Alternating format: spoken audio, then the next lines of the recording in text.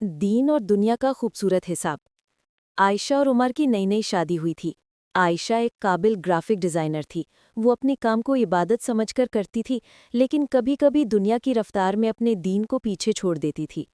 एक रात आयशा अपने सपनों के प्रोजेक्ट पर जुटी थी, एक इस्लामिक संस्था का लोगो डिज़ाइन। वो पूरी तरह से काम में गर्क थी। रात के तकरीबन 11:15 बजे थे जब उसके फ़ोन ने इशा की नमाज का रिमाइंडर दिया। आयशा ने एक लंबी सांस ली, बस 15 मिनट कहकर रिमाइंडर को स्नूज कर दिया।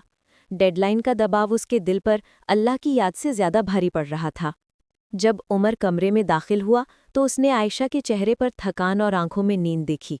उसने प्यार से पूछा, इशा पढ़ी मेरी जान, तुम्हारा मुसल्ला तो अभी भी लिपटा है। आयशा की आंखें भर आईं। वालेकुम अस्सलाम, मैं इस दुनिया के काम में ऐसी उलझ गई कि अपना फ़र्ज़ ही भूल गई। उमर, मुझे बहुत बुरा लग रहा है कि जिस दीन की खिदमत के लिए मैं डिज़ाइन कर रही हूँ, उसी के लिए मैं अपना दीन कुर्बान कर रही हूँ। उमर उसके पास बैठ गया। उसने आयशा का हाथ अपने हाथ में लिया और नरमी से समझाया, शैतान हमसे नमाज छुड़वाता नहीं, बस देर करवाता है। देखो, तुम्हारी डिज़ाइन तुम्हारी दुनिया है, तुम्हारा हुनर है, और ये भी ज़रूरी है, मगर नमाज तुम्हारी बुनियाद है। उसने आगे कहा, दीन और दुनिया का संतुलन ये नहीं कि दोनों को बराबर वक्त दो, बल्कि दीन को पहला दर्जा दो। जब तुम अल्लाह को सबसे पहले रखोगी तो अल्लाह तुम्हारे बचे हुए वक्त और काम में बरकत डाल देगा। दिल में सुकून होगा तो काम अपने आप आसान हो जाएगा। आयशा को बात समझ आ गई। उसने तुरंत लैपटॉप बंद किया।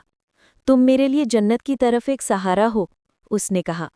दोनों ने पहले कज़ा इशा नमाज अदा की और फिर सुकून से सो गए। अगले दिन दोपहर में ज़ोहर की नमाज का वक्त होते ही आयशा ने बिना किसी हिचकिचाहट के लैपटॉप बंद कर दिया। उसने इत्मीनान से नमाज पढ़ी और दुआ मांगी। जब वो काम पर वापस आई तो कमाल हो गया। जिस मुश्किल डिज़ाइन की कमी उसे सुबह से परेशान कर रही थी, नमाज के बाद उसे उसका हल मिनटों में मिल गया। आयशा खुशी से चिल्लाई, अल्हम्दुलिल्लाह, ये यकीनन अल्लाह की बरकत है। जिस काम में कल घंटों लग रहे थे वो आज इतनी आसानी से हो गया।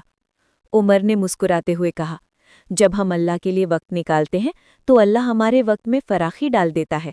ये तुम्हारी नेक नियति की ताकत है। उस दिन आयशा